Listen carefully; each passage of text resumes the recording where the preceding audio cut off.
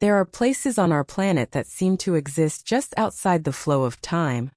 Pockets of the world where the silence is not an absence of sound, but a presence in itself. These are valleys veiled in a perpetual mist, forests where the trees stand like silent sentinels, and mountains that have borne witness to ages of human joy and sorrow without ever whispering a secret. In the rugged, rain-kissed landscape of western Norway, a short distance from the vibrant, historic city of Bergen, lies such a place. The locals call it Isdalen, which translates quite simply to the Ice Valley. Over the years, however, it has earned a far more ominous and fitting moniker, Dødsdalen, the Valley of Death. This was never a name given lightly. For centuries, the valley served as a place of grim pilgrimage. In the stark fatalism of the Middle Ages, it was a known location for those seeking a final cold release from the burdens of life. Its shadowed slopes and profound quiet offered a somber final privacy. Even in the more modern era, its reputation lingered. The treacherous ice-licked paths became the final moments for hikers who misjudged the harshness of the Nordic winter. The valley held a certain notoriety, a quiet and sorrowful gravity that kept most people at a respectful distance. It was a place one passed through with a shiver, not a place one chose to linger. And it was into this symphony of silence and shadow that a man and his two young daughters ventured on the afternoon of Sunday, the 29th of November 1970. The man was a university professor, a man of logic and reason, simply seeking a dose of crisp, clean air with his children before the academic week began anew. The air was sharp and cold, carrying the first premonitions of the deep winter that was soon to lock the land in its grip. As they hiked, they followed a familiar trail on the slopes of Mount Ulriken, a popular recreation area for the people of Bergen. But as they walked, the professor noticed his daughters wandering slightly off the main path, drawn by the simple curiosity of childhood. He followed, letting them explore, until they came to a less traveled area, a rocky and desolate place known locally as Torvågen, or the Peat Hills. It was here that the day's pleasant atmosphere was abruptly punctured. A smell, an acrid, unfamiliar scent clinging to the damp air, cutting through the clean smell of pine and wet earth. It was the sharp, chemical tang of something burnt, but it was profoundly wrong. It wasn't the wholesome, woody scent of a campfire. This was foul, industrial, and deeply unsettling. The professor's initial thought was of carelessly discarded rubbish, perhaps a plastic container set alight. An annoyance, an eyesore. But the smell was too strong, too pervasive. A deeper curiosity, or perhaps a primal sense of wrongness, pulled him further up the rocky scree, away from the path. He told his daughters to wait, a vague sense of unease telling him that whatever lay ahead was not for young eyes. He clambered over a series of large, moss-covered boulders, following the smell to its source. At first, his mind struggled to process what he was seeing. It was a dark shape, a black stain against the gray and green of the rock. It seemed almost like a discarded bundle of clothing. Then, as his eyes adjusted and his brain connected the shapes, the horror of it washed over him in a cold wave. It was a body, human body, a woman. She was lying on her back, her form nestled into a natural crevice between two large boulders, as if she had been carefully placed there, either for shelter or for concealment. The upper half of her body, her entire torso and her face, had been subjected to an intense fire, leaving her charred beyond all recognition. It was a scene of grotesque ruin. Her arms were raised in front of her chest, her fists clenched, frozen in a posture that investigators would later grimly identify as the pugilistic stance or boxer's pose, a gruesome but common physiological reaction as the extreme heat of a fire causes the muscles to contract violently, pulling the limbs into a defensive-looking position. Yet, even in this state of almost total destruction, there was an order to the scene that was profoundly disturbing. It did not have the chaotic, desperate signature of a typical accident or a frantic suicide.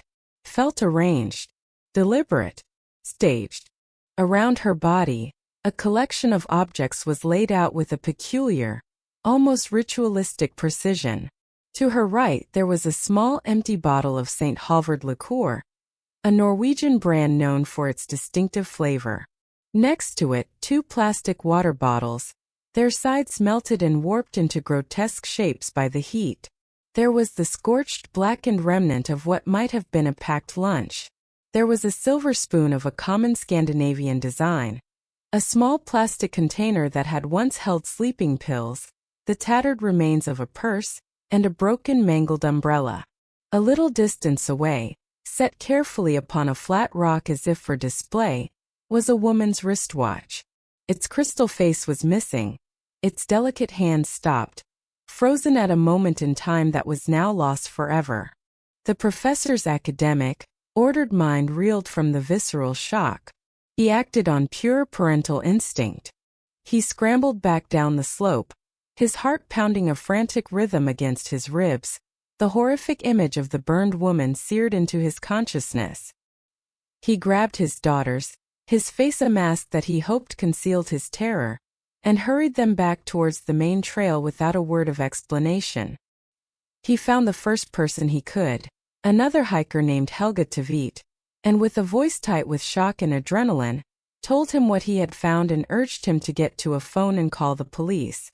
When the authorities from the Bergen police force arrived, the sense of strangeness that the professor had felt only intensified.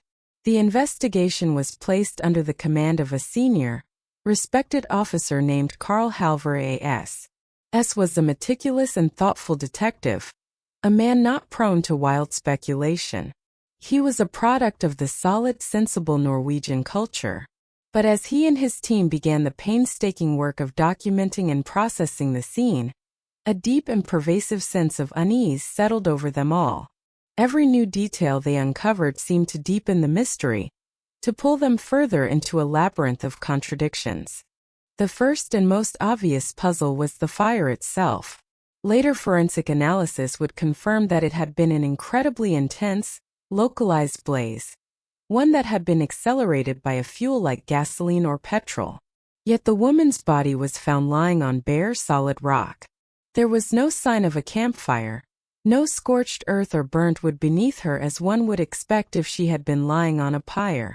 The fire had been centered almost exclusively on her body, as if she herself had been the primary source of fuel. How was that possible? And more importantly, why? Who would, or even could, commit suicide in such a brutal, complicated, and agonizing manner, in such a remote and difficult-to-reach location? Then there were her belongings. Or rather, the glaring, screaming lack of them. The police conducted a methodical, sweeping search of the area. A grid search fanning out from the body in all directions. They found no handbag, no wallet, no keys, no driver's license, no form of identification whatsoever. This was highly unusual, but not entirely unheard of in cases of suicide or transient individuals.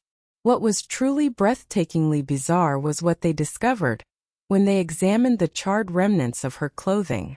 Every single label, the manufacturer's tag on her coat, the brand name on her blouse, the tiny, seemingly insignificant care instructions tag sewn into the seam of her skirt, had been meticulously and deliberately cut away. The brand markings on the plastic bottles had been scraped off with a knife. The manufacturer's stamp on the silver spoon had been filed down. Even the wristwatch they would later find had been tampered with to obscure its make and origin. This was not simply a case of an unidentified person. This was a case of aggressive, calculated, and professional-grade erasure. Someone, either the woman herself in a final, incomprehensible act, or a cold-blooded killer, had gone to extraordinary lengths to ensure that she would remain a ghost, a nameless shadow in the valley of death. This was not just a death. It was a systematic deletion of a life, a scrubbing of an identity from the face of the earth. The scene screamed of a secret so dark and so powerful that someone was desperate to keep it buried forever. Standing there in the cold, profound silence of Isdal, Carl Halvorus knew, with a certainty that chilled him to the bone, that this was no ordinary case. This was the beginning of something deep, dark, and profoundly complex. The enduring, haunting mystery of the Isdal woman had officially begun. The woman's body was carefully shrouded and transported from the desolate hillside to the Gades Institute in Bergen, the city's primary pathology department, where a full and thorough autopsy would be performed. The grim task fell to two of Norway's most respected forensic pathologists, Professor Torger Jestland and Professor Per Gertsen. Their meticulous work would only add more layers of baffling complexity to the impenetrable puzzle. They were able to establish a biological profile. They confirmed the woman's age to be somewhere between 30 and 45 years old, though her smooth, well-cared-for skin suggested she was likely on the younger end of that spectrum. She was of a slender but strong, elegant build, standing at approximately 164 centimeters, or 5 feet 4 inches tall. She had noticeably wide hips and small, neat ears. Her hands, though damaged by the fire, showed signs of having been well manicured, not the calloused hands of someone accustomed to manual labor. She was, by all accounts, a woman of some sophistication. The official cause of death was determined to be a lethal combination of factors. She had a high concentration of carbon monoxide in her lungs, a definitive sign that she was alive and breathing as the fire raged around her. But the contents of her stomach revealed another, equally fatal element. She had ingested a massive overdose of a powerful barbiturate called phenamyl, the Norwegian brand name for phenobarbital. The autopsy report detailed the presence of at least 50 sleeping pills in her stomach, although not all of them had been fully dissolved and absorbed into her bloodstream at the time of her death. This crucial detail meant she was deeply unconscious, in a comatose state, but still technically alive when the fire was set. The question of suicide versus murder hung heavy in the air. The evidence could be twisted to support either conclusion.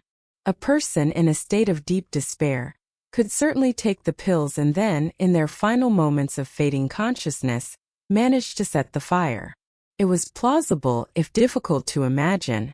Or someone else could have forced the pills down her throat or, more subtly, tricked her into taking them in a drink and then, once she was unconscious, set her ablaze to cover their tracks and destroy all evidence.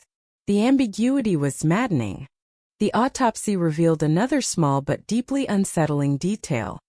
A distinct bruise on the right side of her neck, near her clavicle. It was a small circular mark. It could have been caused by a simple fall, perhaps as she stumbled in the rocky, uneven terrain, her coordination compromised by the fast-acting drugs.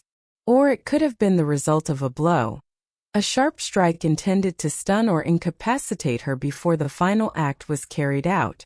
It was another piece of the puzzle that refused to fit neatly into any single theory. But the most fascinating and ultimately most important clues came from inside her mouth. Her teeth were a unique and intricate roadmap of her life. She had undergone extensive, complex, and clearly expensive dental work. The pathologist counted 14 fillings and several distinctive gold crowns, a style of cosmetic and restorative dentistry that was highly uncommon in Scandinavia at the time.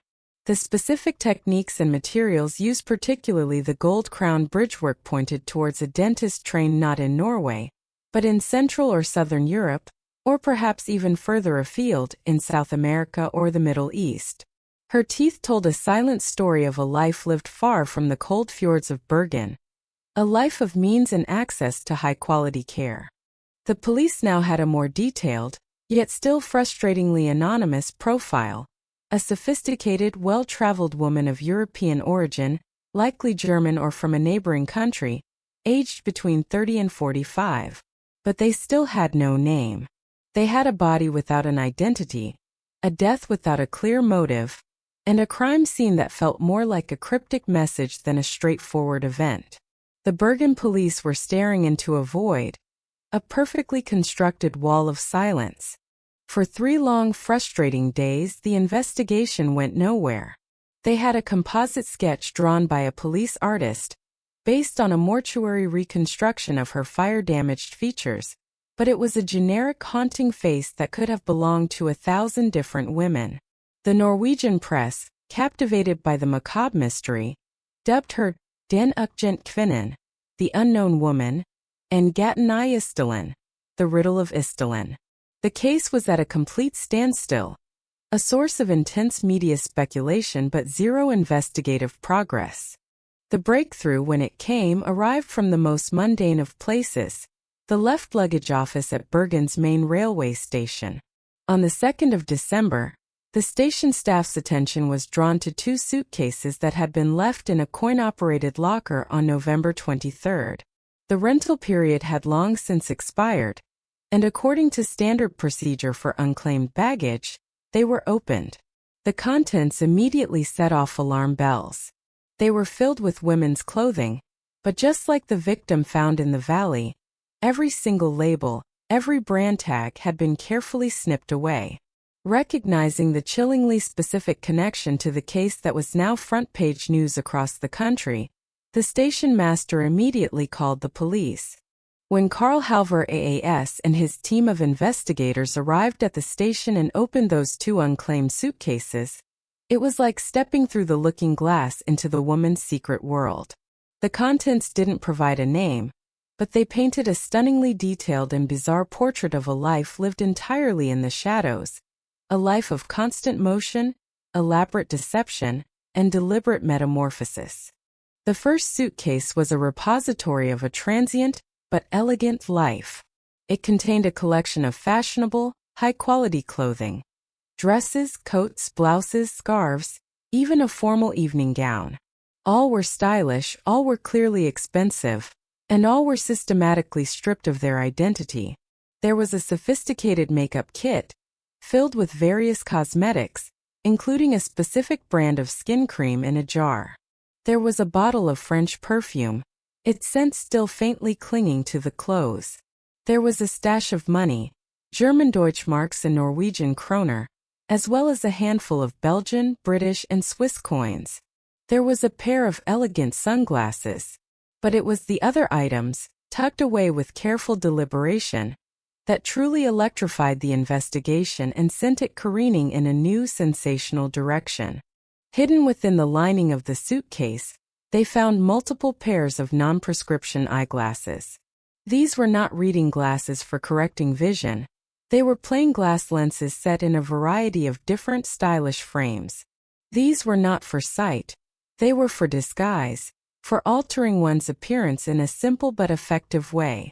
And then the most significant and theatrical discovery of all: 9 different wigs. 9. A veritable wardrobe of identities. There was a long flowing brown wig, a chic severe auburn bob, a sophisticated silver-streaked one suitable for an older persona, a cascade of platinum blonde curls.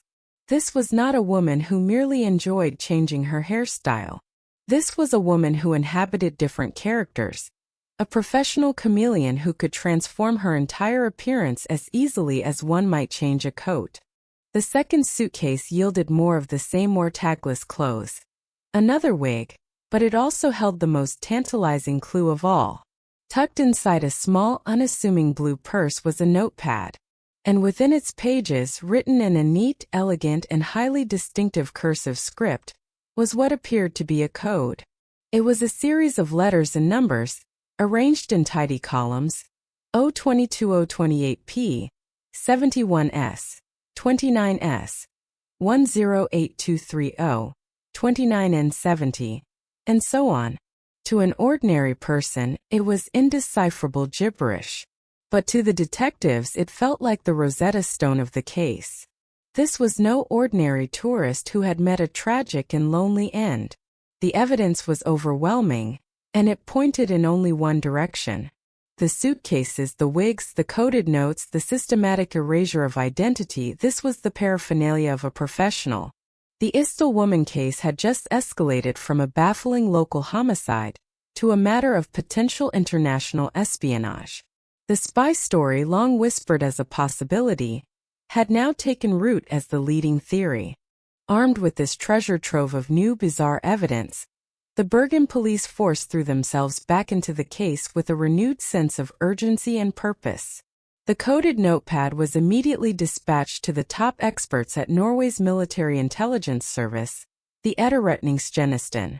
Their best cryptographers set to work, expecting a complex cipher designed to fool a rival spy agency. The breakthrough, however, came with surprising speed, and the result was both anticlimactic and profoundly revealing. It wasn't a sophisticated, high-level cipher. It was a simple substitution code, more of a personal shorthand, likely designed for her own reference. The investigators quickly realized that the letters and numbers corresponded to dates and locations of her travels. It was a meticulously kept diary of her movements. 022-028p was easily decrypted to mean 22nd to 28th of October, Paris. 29S was 29th of October, Stavanger. 9N70 was 9th of November 1970, Bergen. It was a logbook of her own clandestine journey across the European continent. The question remained, why keep such a record? Was it a report to be passed on to a handler at a dead drop? Or was it simply a necessary memory aid?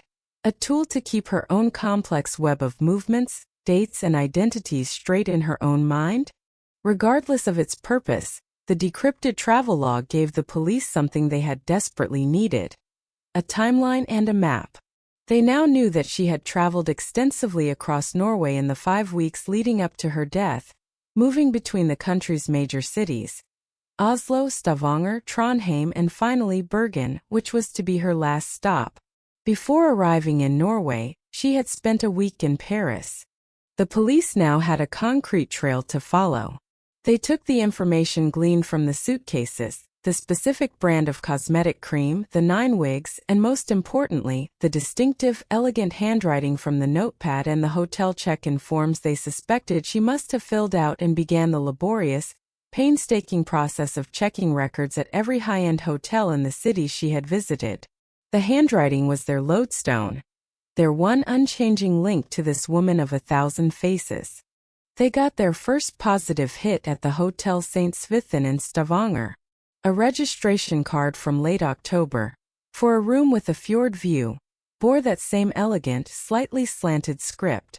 The guest had registered under the name Fenella Lorch, giving her nationality as Belgian. The police finally had a name, even if they were almost certain it was a fabrication. They now had an alias to work with. They circulated the name Fenella Lorch and a sample of her handwriting to hotels across the country. The floodgates opened. Soon the aliases began to pile up, creating a dizzying portrait of her movements.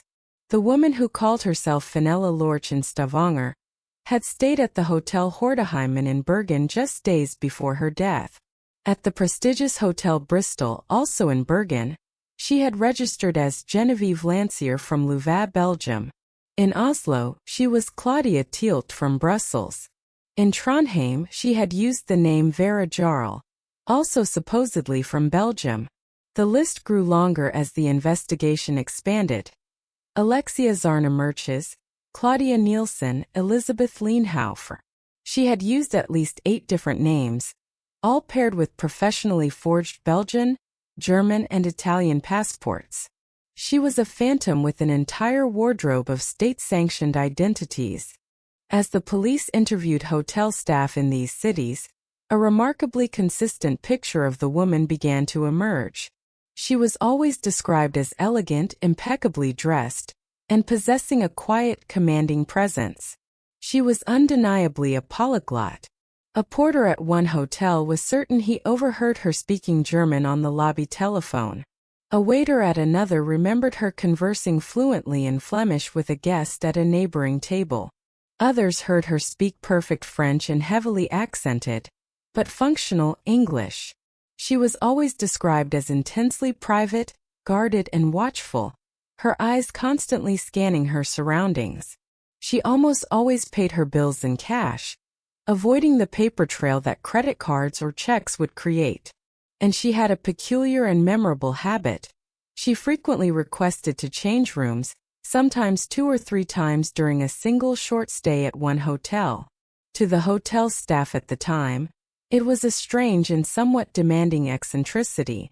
To the investigators, it was classic counter-surveillance tradecraft, a technique used by spies to ensure a room hadn't been bugged or searched by hostile agents.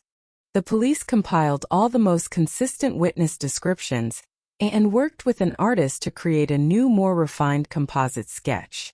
It showed a woman with high cheekbones, dark hair pulled back from her face, an oval face shape, and a steady, almost severe gaze. She looked beautiful but unapproachable. She looked like a character straight out of a John le Carré novel. With this new sketch and the sensational details of the case splashed across newspapers all over Europe, more witnesses began to come forward, their memories jogged by the compelling image. A fishmonger's son in Bergen came forward with a story. He remembered seeing a woman who was the spitting image of the one in the sketch. She had been standing near the Floibenen funicular, the railway that carries passengers up the mountain towards the Isdalen area. He remembered her because she wasn't waiting in line for the tram. She was just standing there across the street, observing the station, as if she were waiting for someone or conducting surveillance. A young man who was an art student at the time recalled sitting near her in a hotel lobby in Bergen. He had been struck by her sophisticated, almost melancholy beauty. He said she seemed calm on the surface, but he had the distinct impression that she was deeply uneasy, her eyes constantly scanning the room, never resting in one place for long. The most cinematic and detailed sighting came from an Italian photographer who was traveling through Norway. He contacted the police to say that he was sure he had had dinner with the Isdal woman at a hotel in Lone, a picturesque town several hours' drive from Bergen, just a few weeks before her death. He said she was charming, worldly, and intelligent. She had told him that she was an antiques dealer and collector of objets d'art, traveling from a small town near Johannesburg, South Africa. But what he remembered most vividly with a chill was the feeling that she was being constantly watched. He noted two men, both dark-haired, serious-looking, and dressed in dark suits, sitting at a nearby table. Their attention, he said, seemed to be fixed on her throughout her meal. The woman, he recalled, seemed acutely aware of them and grew visibly tense and guarded in their presence. And then came the most chilling and potentially significant testimony of all. It came from a group of 4 local friends who had been hiking in the Isdalen area on the afternoon of November 24th, a full 5 days before the professor and his daughters would make their grim discovery. They told the police they saw a woman matching the description perfectly, walking ahead of them on the trail. What struck them as immediately strange was her attire. She was dressed elegantly in a city coat and what looked like low heels or fashionable city shoes, completely and dangerously inappropriate for the muddy, rugged, and slippery mountain terrain. She walked not with the purpose and rhythm of a hiker, but with an air of frantic distress. She kept looking over her shoulder, as if being pursued.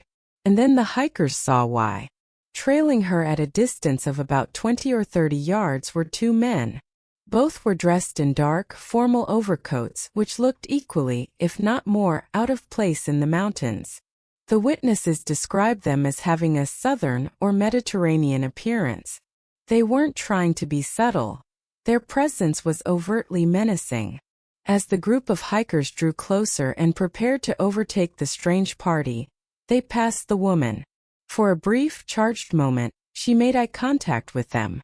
She opened her mouth, her face a mask of raw fear, as if she was about to cry out, to say something, to ask for help. But then, in a fraction of a second, her expression changed to one of utter resignation, of defeat. She closed her mouth, turned her head away, and hurried on, the 2 silent men following her like shadows deeper into the valley. The hikers were deeply disturbed by the bizarre and tense encounter, but they continued on their way, rationalizing it as a strange and intense domestic argument they had no business interfering in.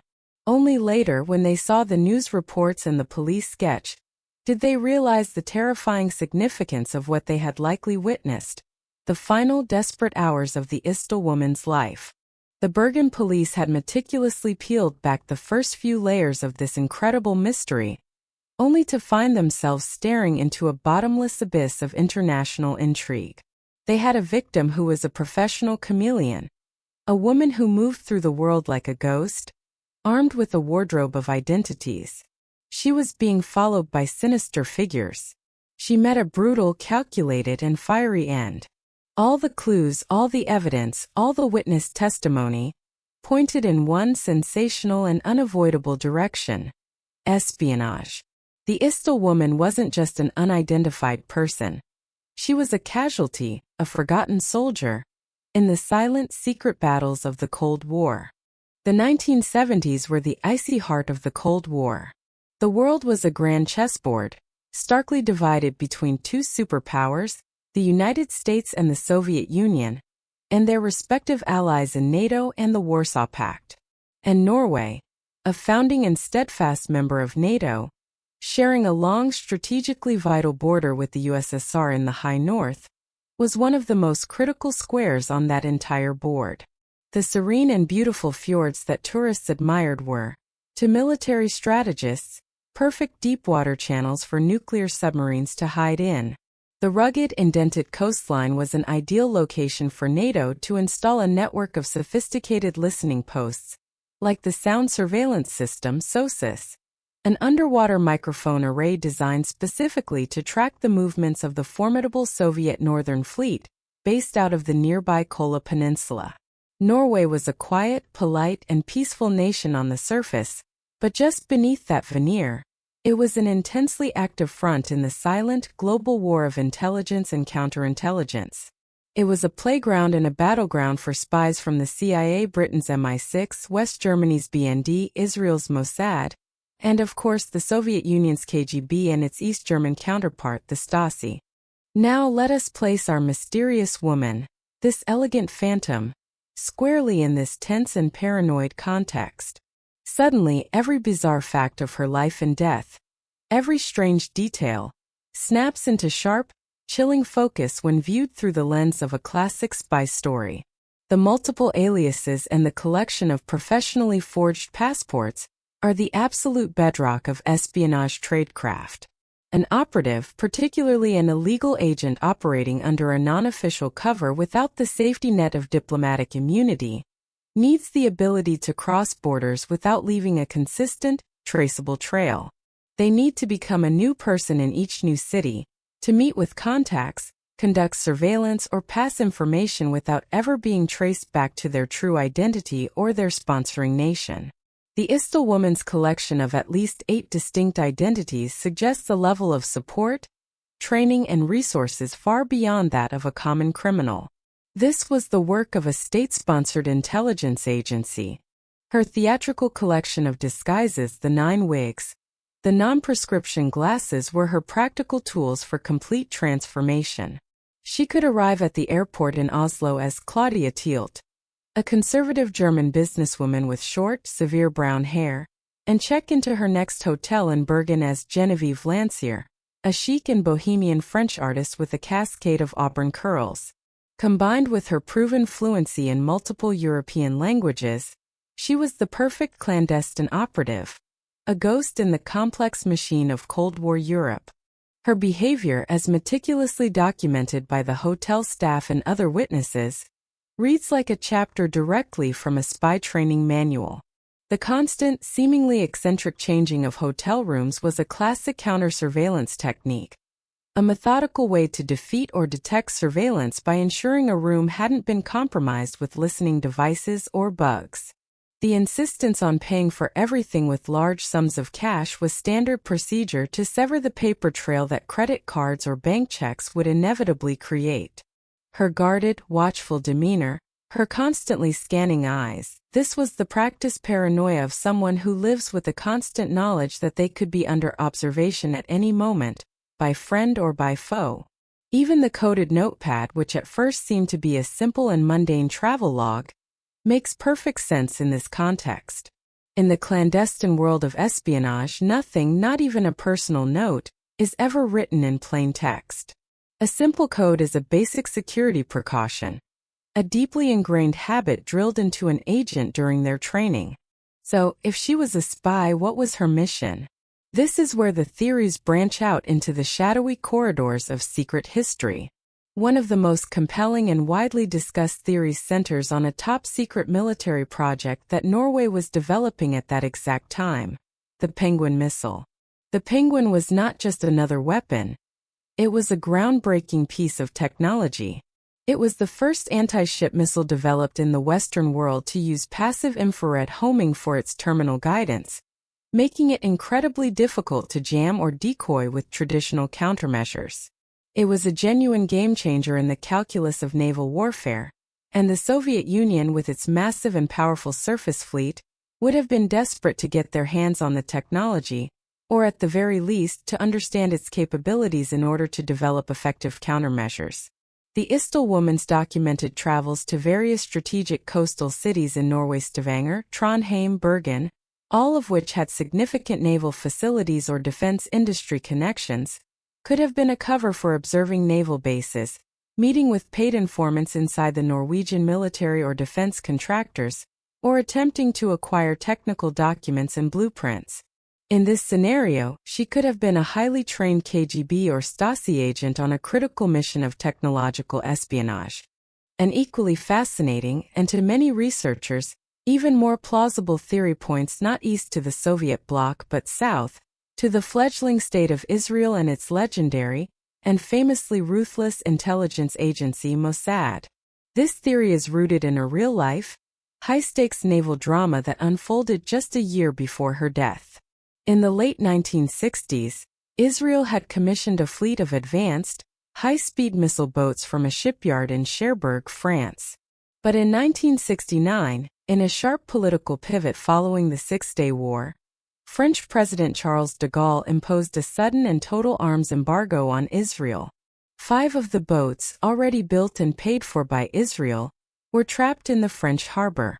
In a spectacularly daring and audacious operation that has since become a cornerstone of Mossad legend, Israeli agents, posing as representatives of a Panamanian-registered Norwegian shipping company, covertly sailed all 5 boats out of Cherbourg Harbor on Christmas Eve, 1969, and made a high-speed dash through the winter storms of the Atlantic and Mediterranean to their new home in Haifa, Israel. This was the famous Cherbourg project. But the boats arrived in Israel unarmed. They were shells, platforms without a sting. The weapon they had been specifically designed to carry was none other than Norway's state-of-the-art Penguin missile. Israel desperately needed to acquire these missiles, but the Norwegian government, attempting to maintain a delicate political neutrality in the Middle East, was officially unwilling to sell them directly. It is therefore highly plausible that the Isdal woman was a Mossad agent, or perhaps a freelance contractor or arms dealer working for them, involved in the clandestine and illegal procurement of the Penguin missiles or their crucial guidance systems. This would have been a high-risk, high-reward black operation, requiring extreme secrecy, multiple identities, the movement of vast sums of untraceable cash, and navigating a shadowy world of international arms dealers. It would also have put her in direct conflict with Soviet or Arab intelligence agencies, who would have been working just as hard to stop the deal from happening. This theory provides a powerful and specific motive for her mission in Norway, and a clear reason why powerful enemies might want her dead. This brings us inexorably back to that final, haunting sighting in Isdalen, the elegant woman dressed in city clothes, her face a mask of fear, pursued by 2 grim-faced men in dark overcoats. In the brutal, unsentimental logic of the world of espionage, an agent can become a liability for many reasons. She could have been discovered by a rival agency, her cover blown. She could have been a double agent whose betrayal was finally uncovered. Or perhaps most chillingly, she was being cleaned up by her own side. This is a standard, if ruthless, procedure for an agent who knows too much, whose mission has been compromised, or who is deemed unstable or untrustworthy. The meticulously arranged scene of her death can be interpreted as a professional hit, a signatureless assassination. The fire to destroy her face and fingerprints, the systematic removal of all identification. It's designed to send a clear message to those in the intelligence community. while leaving a confusing and impenetrable puzzle for the uninitiated public and local police. The method of death, a combination of pills and fire, is a classic tool of intelligence agencies, creating the useful ambiguity of a forced suicide, making it appear as if the agent took their own life under the immense pressure of their work. The bruise on her neck could have been the swift, silent blow that incapacitated her, allowing her killers to administer the pills, arrange the scene, and disappear into the shadows before she was consumed by the flames. The spy theory is seductive. It is a grand, cinematic, and intellectually satisfying narrative that neatly ties together almost all of the bizarre and contradictory elements of the case. It elevates the unidentified woman from a mere victim in a police blotter to a fallen soldier in a secret war, a silent casualty of the Cold War whose true identity had to be buried forever to protect state secrets far larger and more important than her own life. However, as compelling as the spy narrative is, we must be intellectually rigorous. We must resist the allure of a single, all-encompassing explanation and turn our gaze from the grand chessboard of global politics to the grimy, violent, and often equally sophisticated underworld of international organized crime. For if we re-examine the same set of evidence from this different angle, an entirely different but arguably just as plausible picture emerges. The tools of the spy, the multiple aliases, the elaborate disguises, the untraceable cash payments, the secret cross-border travel are also the indispensable tools of the high-level international criminal. The Isdal woman may not have been serving a country, but a powerful and ruthless syndicate. In the 1970s, Europe was a bustling nexus for all manner of sophisticated criminal enterprises. We can think of the infamous French Connection, the vast network smuggling heroin from the poppy fields of Turkey through the ports of Marseille and onto the streets of New York. We can think of the diamond smuggling rings operating out of Antwerp, or the clandestine syndicates dealing in stolen art and priceless antiquities. All of these multimillion-dollar operations relied heavily on a network of couriers, mules, who could move the illicit goods, the cash proceeds, or the vital messages across borders without attracting the attention of customs officials or law enforcement. The Isdal woman fits the profile of an elite courier perfectly. She was intelligent, poised, impeccably dressed, and multilingual. She could blend seamlessly into the luxurious surroundings of Europe's five-star hotels, moving with ease through a world of wealth and power where large sums of cash changing hands would not seem entirely out of place. Her wardrobe of identities and her trunk full of wigs would allow her to make frequent trips along the same routes without creating a traceable pattern that could be flagged by a vigilant customs agent or police analyst. She could be a Belgian art dealer on Monday and a German financial consultant on Thursday. What might she have been carrying? Perhaps she was a money launderer, moving suitcases filled with illicit cash for the Italian mafia or a South American drug cartel, cleaning the money through a series of legitimate-looking transactions. Perhaps she was smuggling something more tangible, like industrial-grade diamonds from the markets in Antwerp or other precious, easily concealable goods. Her seemingly random travel itinerary, Paris to Stavanger, then to Trondheim, then to Bergen, could have been part of a complex and deliberately confusing smuggling route, designed to throw off anyone who might be watching her. If this was her dangerous world, then her violent death can be explained with the same brutal and unsentimental logic as in the spy scenario. Criminal organizations, much like intelligence agencies, are notoriously unforgiving of failure or betrayal. A courier who is suspected of skimming from a shipment, who loses a valuable package, or who is believed to be talking to the police, is a liability that must be eliminated swiftly and permanently. The two men seen following her in the valley would not be KGB agents, but rather enforcers for a crime boss, sent to retrieve their property and silence a witness who knew too much about their operations.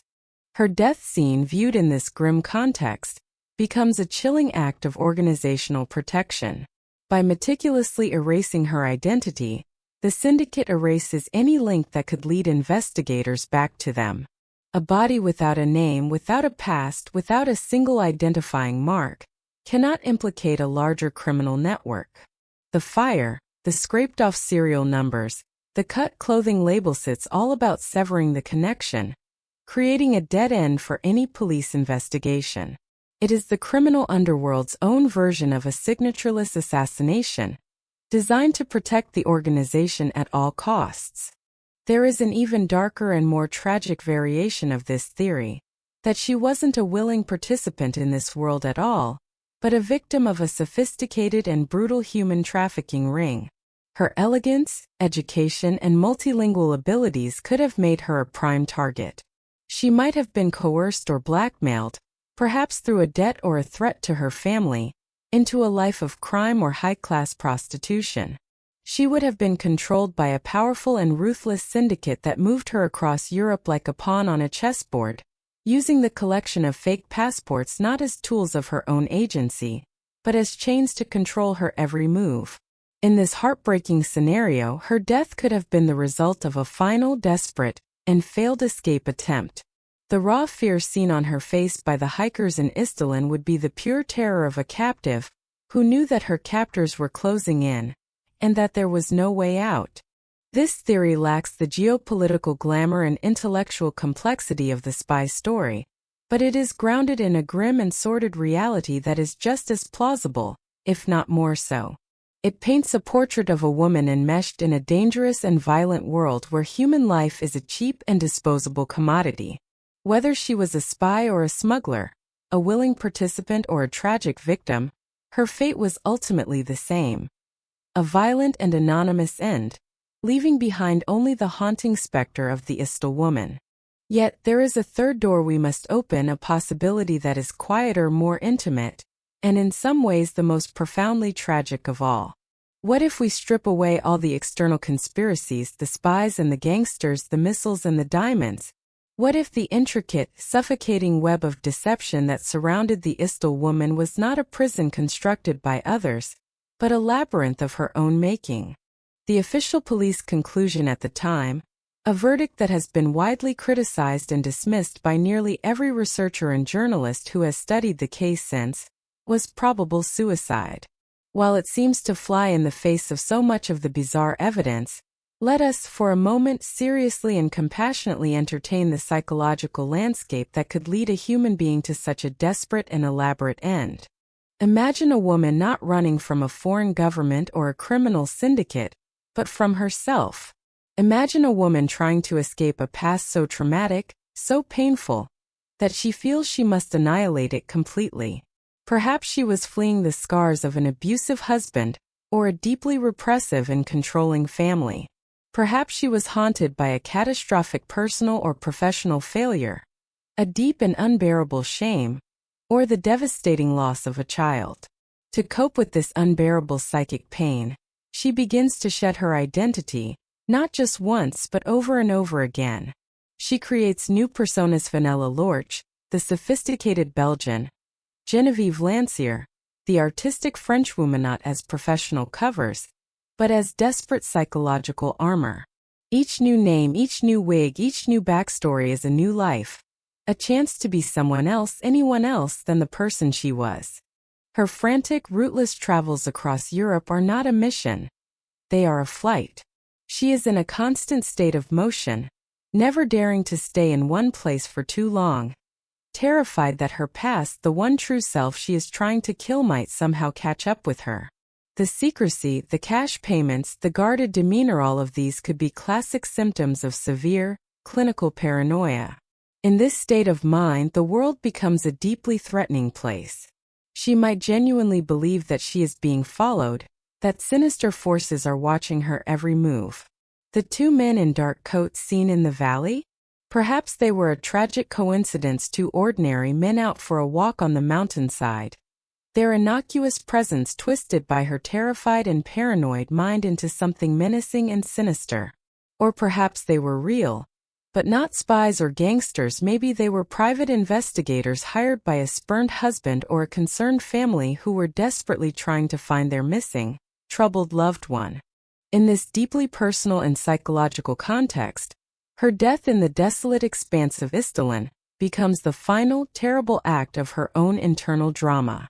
She chooses the Valley of Death, a place whose very name resonates with finality, as the stage for her ultimate exit.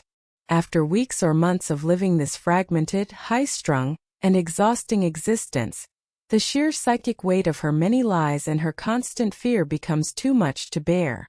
She decides to end it all.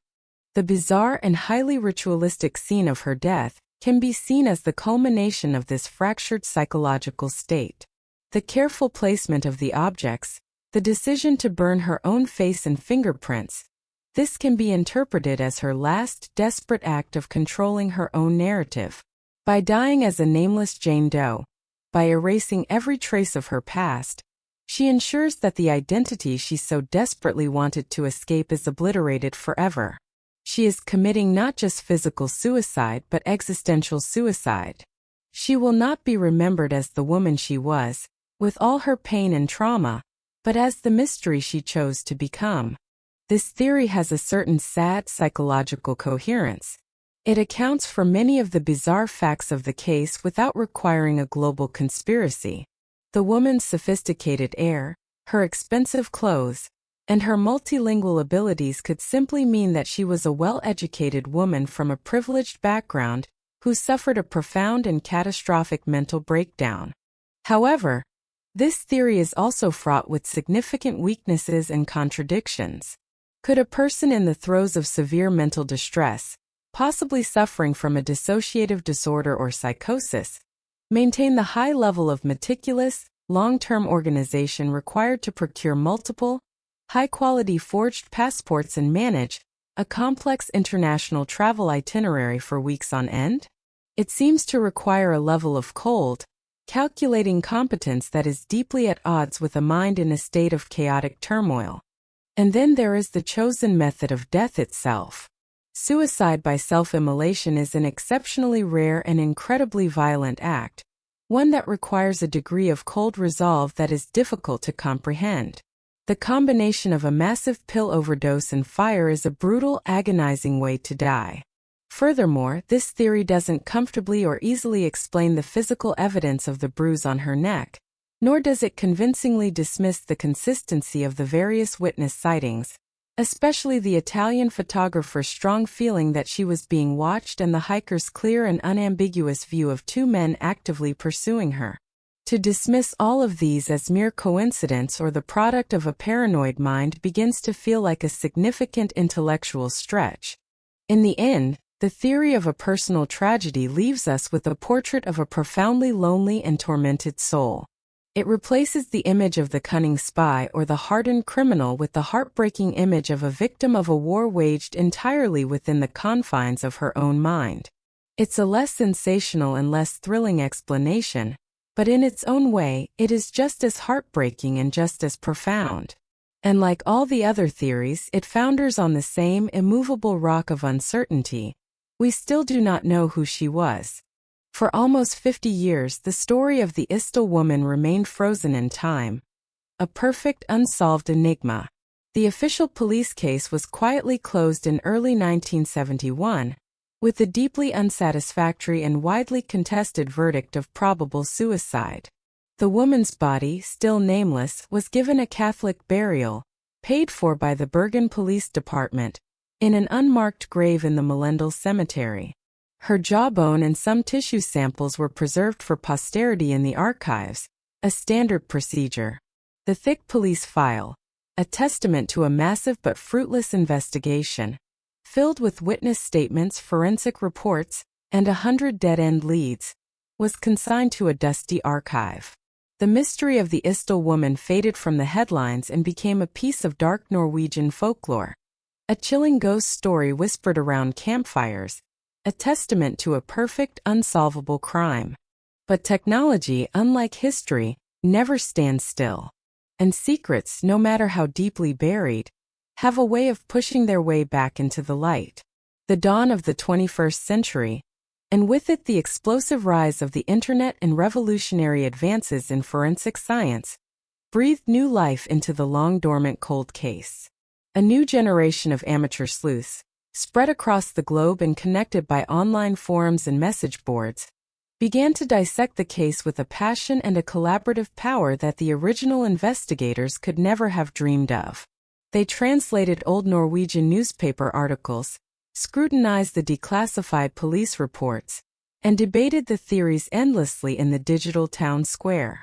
This digital groundswell of interest, combined with a major in-depth documentary series produced by the Norwegian national broadcaster NRK, put a new kind of public pressure on the authorities to take one more look, to apply the tools of the modern age to this most stubborn of mysteries.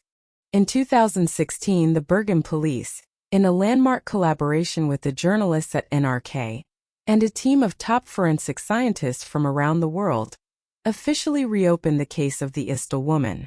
They possessed a priceless asset, a biological time capsule carefully preserved for nearly half a century in the climate-controlled archives of the Wigs Institute.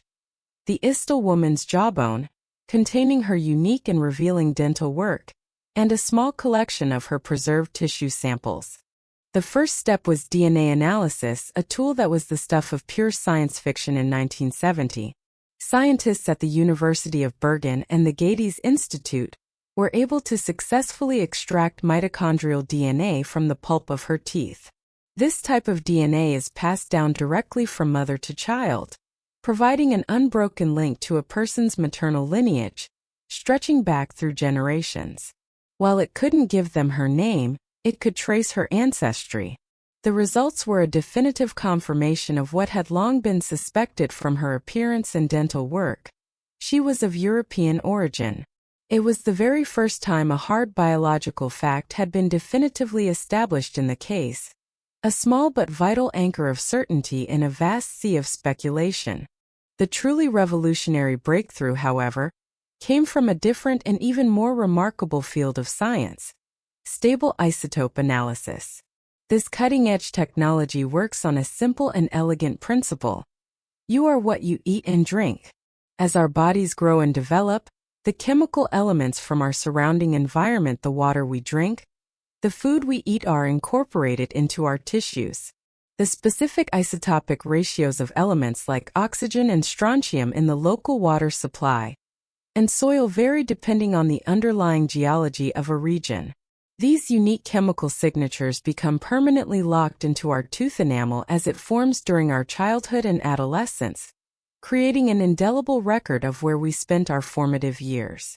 In essence, our teeth are a geological passport, a chemical map of our childhood journey.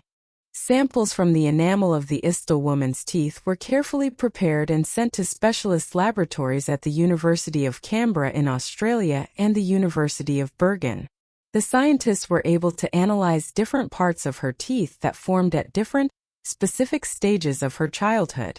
The results they sent back were nothing short of astonishing. The isotopes from the enamel that had formed in her early infancy pointed with a high degree of probability to a region in southeastern Germany, specifically the area around the historic city of Nuremberg. But the isotopes taken from her molars, which form a few years later in childhood, had a slightly different but related chemical signature, suggesting that she may have moved with her family during her childhood, heading further west, towards the border region between Germany and France, possibly the area of Saarland in Germany or the neighboring region of Lorraine in France. After 47 years of absolute, impenetrable anonymity, the ghost suddenly had a home. The woman from nowhere was now the woman from somewhere near Nuremberg. She was likely born around 1930, give or take a few years, during the turbulent and politically charged years of Germany's Weimar Republic, growing up in the shadow of the rise of Nazism and the devastation of the Second World War. This was the single greatest leap forward in the entire history of the case. It narrowed the impossibly broad search from the entire globe to a specific and identifiable region of Central Europe. It also lent powerful scientific weight to the witness testimony of the hotel porter, who remembered hearing her speak German. It was a stunning vindication of modern science's incredible ability to make the dead speak across the decades.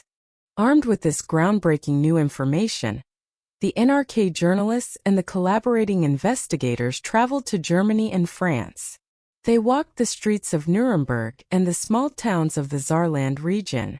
They scoured dusty birth records and missing persons reports from the post-war era. They showed the haunting composite sketch to elderly residents of small border towns, hoping against hope to jog a long-forgotten memory. They were searching for a family that had lost a daughter, a sister, or a friend around 1970, a woman in her early 40s, who had perhaps traveled a lot, and who had simply vanished off the face of the earth. But the trail, though warmer and more tantalizingly close than it had been in half a century, once again went cold. No one came forward. No family recognized the face of their long-lost loved one. The name, the final key required to unlock the entire mystery, remained stubbornly, frustratingly elusive. And so, here we stand today, at the very edge of knowledge, staring into the same enigmatic silence that greeted Karl Halvorus in that cold Norwegian valley so many years ago. We know so much, and yet, in the end, we know nothing at all. We have her DNA profile, her chemical fingerprint, a map of her childhood journey, and a detailed log of her final frantic weeks on Earth. We can almost see her, this elegant, haunted woman, moving through the opulent lobbies of Europe's grand hotels, her mind a fortress of impenetrable secrets. We can feel the chill of the Isdal wind on our skin and smell the acrid smoke in the air. But the core questions, the ones that truly matter, the ones that have haunted this case from the very beginning, remain defiantly, maddeningly unanswered. Who was the Isdal woman? What was the name given to her at her birth in a town near Nuremberg all those years ago? Who were her parents, her family, her friends? And the most important question of all, why did she have to die? Was she a dedicated spy, silenced in the line of a secret duty to a country she was willing to die for? Was she a hardened criminal courier, a disposable pawn sacrificed in a deadly game of profit and loss? Or was she a profoundly troubled and tragic soul, who meticulously orchestrated her own fiery, anonymous exit from a world she could no longer bear to inhabit? Each theory is a compelling story in its own right, and the fragmented, contradictory evidence can be arranged and rearranged to support any one of them. The truth, it seems, was buried with her, and remains there, in that unmarked grave in the Melendal Cemetery. The enduring magnetic power of the Isdal woman mystery lies precisely in this profound ambiguity. She has become a blank canvas onto which we project our own fears and our deepest fascinations about the hidden worlds that we sense operate just beneath the surface of our own. She is a symbol of the Cold War's silent, forgotten victims. She is a chilling cautionary reminder of how fragile and mutable our own identities can be, how easily a life can be erased. She is an icon of the true crime genre, the ultimate unidentified person, the perfect unsolved mystery. Perhaps one day the answer will come. A distant relative, curious about their family tree, will upload their DNA to a public genealogy website, and a powerful algorithm will flag a match, finally giving her a name and a family. Perhaps a dusty file will be declassified in a government archive in Moscow, or Washington, or Tel Aviv. Or perhaps a former intelligence officer, in his final years, frail and facing his own mortality, will decide to unburden his conscience of a dark secret he has carried for a lifetime. But until that day, if it ever comes, she remains simply and powerfully the Isdal woman. A whisper in the pine trees of a Norwegian valley. A fleeting reflection in a hotel window. A question without an answer. Her silence is her story. A silence that echoes more loudly and more profoundly than any confession ever could. Now, after this long and deep journey into her world, I turn the final question over to you. What do you believe happened in that valley?